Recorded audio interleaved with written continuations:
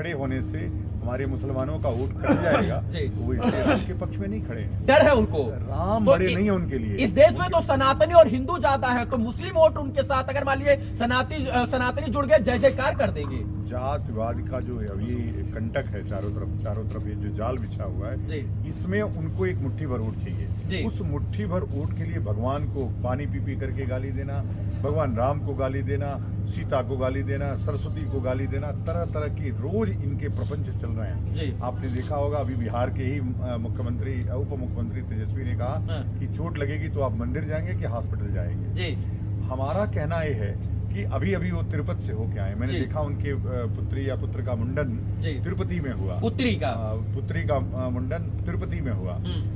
उनसे पूछना चाहिए कि आप हॉस्पिटल जाकर के मुंडन क्यों नहीं कराए, आपने मुंडन तिरुपति में क्यों कराया। तो यह मुट्ठी भर लोगों की वोट लेने का जो ये सिलसिला है कांग्रेस ने शुरू किया, वह राष्ट्रीय जनता दल, समाजवादी पार्टी, अन्य जितने भी गैर भाजपा पार्टियां हैं वो सब कर रही हैं। देखिए, इसको राजनीति से देखना नहीं चाहिए। एक व्यक्ति आया और उसने 370 खत्म कर दिया, उसने राम मंदिर जैसे 500 वर्षों का विवाद खत्म कर दिया और भव्य मंदिर बन रहा है। लोग पूछते थे कि राम लला हम आएंगे, मंदिर वहीं बनाएंगे। तो हमने कहा आज कि हम राम लला हम आए हैं, मंदिर वहीं बनाए हैं। वहीं बन रहा है मंदिर, वहीं बन रहा है मंदिर, वहीं बन रहा है। और मंदिर बन नहीं रहा है, मंदिर बन गया। कल 22 तारीख को उसकी प्रतिष्ठा होनी है और चारों तरफ जो उल्लास है, पहली बार विश्व में राममय वातावरण दिखा जा रहा है और महसूस हो रहा है कि किस प्रकार से त्रेता में राम वन से आए और वो दिवाली पूरी दुनिया ने मनाई। और दो राजा के राजकुमार हैं, एक मुलायम सिंह जी के बेटे अखिलेश यादव हैं, दूसरा लालू जी के बेटे तेजस्वी जी हैं। ये दोनों राजा के राजकुमार इतना मंदिर का विरोध किए जैसे ये हिंदू सनातन धर्म में जन्म ही ना लिए हो। इन्होंने कहा कि मुझे न्योता मिला फिर भी मैं नहीं जाऊंगा। और इसके बाद जो है उन्होंने तेजस्वी जी ने कहा कि भैया वहां पर अस्पताल बनना चाहिए और बिहार के सरकारी अस्पतालों की व्यवस्था जो वो राम भरोसे है, वो अपने अस्पतालों को अच्छा नहीं कर पा रहे और यहाँ बता रहे कि मंदिर की जगह अस्पताल होना चाहिए। ये कहाँ तक सही है गुरुजी? नहीं, क्या है कि ये दोनों राजकुमार अपनी पिता के पचिन्हों पे चल रहे हैं। ये वही अयोध्या है जहाँ पर कार सेवकों को देख देख करके दौड़ा करके गोली मारा गया। वो वही मुल्ला मुलायम सिंह यादव थे जिनके पुत्र अखिलेश यादव हैं। तो वो किस मुंह से अयोध्या आएंगे? जिनके पिता ने कार सेवकों पे गोली चलाई और कार सेवकों को दौड़ा के मारा। ये सरयू जो पीछे दिख रही है ये लाल हो गई थी खून से। कार सेवकों को फेंक दिया गया, गाड़ी में लाद के फेंका गया। तो मुलायम सिंह के पच्चिन्हों पे, और क्यों, बाद में पूछा गया। उन्होंने कहा कि अगर मुसलमानों को खुश करने के लिए और कार सेवकों को मारना पड़ता तो और मारता मैं। तो ये वही अखिलेश हैं।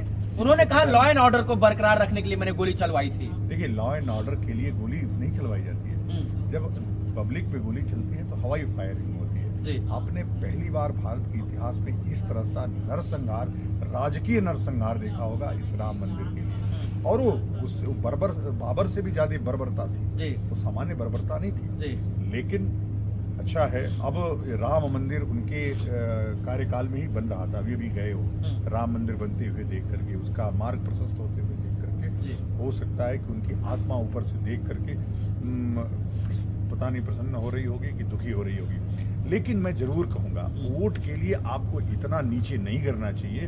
हमारा स्थान था, अभी तो फिर भी मैं कह रहा हूँ बाबर ने 3 स्थान को गिराया था।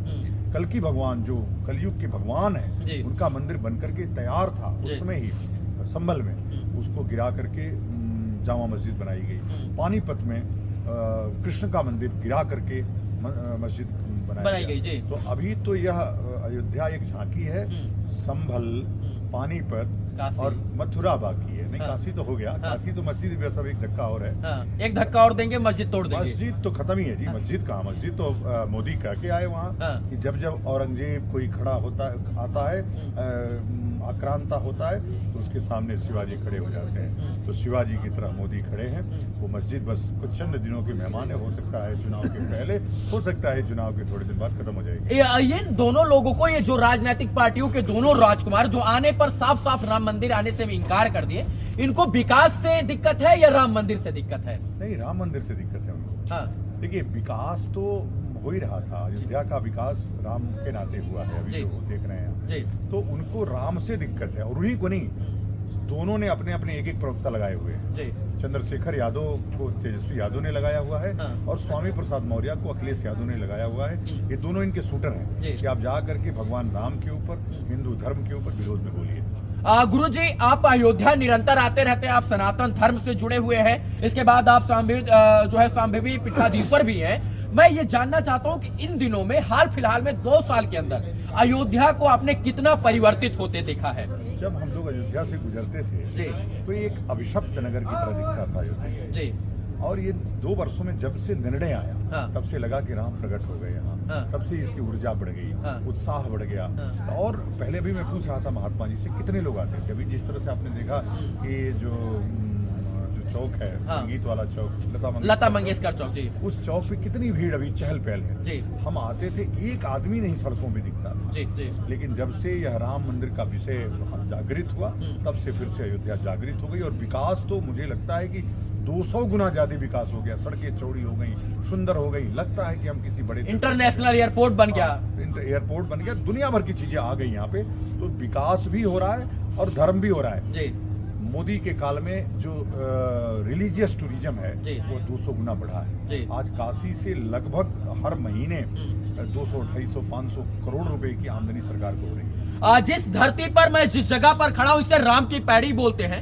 2017 के पहले मैं यहीं पर पढ़ा बढ़ा और पला हूं, यहीं पर पैदा हुआ, तो मैं इसकी इतिहास को अच्छी तरीके से बता सकता हूं कि 2017 के पहले इसी राम की पैड़ी पर सुअर लोटा करती थी और बकरियां घास चरा करती थी। लेकिन 2017 के बाद वक्त, हालात, जज्बात सब कुछ बदले और आज अयोध्या का तकदीर और तस्वीर सब कुछ बदल गया है। अयोध्या आज अध्यात्म की नगरी, धार्मिक नगरी बन गई है, अध्यात्म का राजधानी बन गया है और वैश्विक स्तर का शहर बन गया है। सोचिए कि राम मंदिर बनने से यहां पर इंटरनेशनल एयरपोर्ट का डेवलपमेंट, इंटर स्टेट जो है बस स्टैंड का डेवलपमेंट, जो है एयरपोर्ट के तर्ज पर रेलवे स्टेशन का डेवलपमेंट, सड़कों का चौड़ीकरण, ये तमाम चीजें जो है यहाँ पर बढ़ी है। और राम मंदिर बनने से प्रत्यक्ष रूप से 6 से 7 लाख लोगों को रोजगार मिला है। फिर भी कुछ लोगों को, जो पापी लोग हैं, उनको ये राम मंदिर नहीं भा रहा है। ना सही है।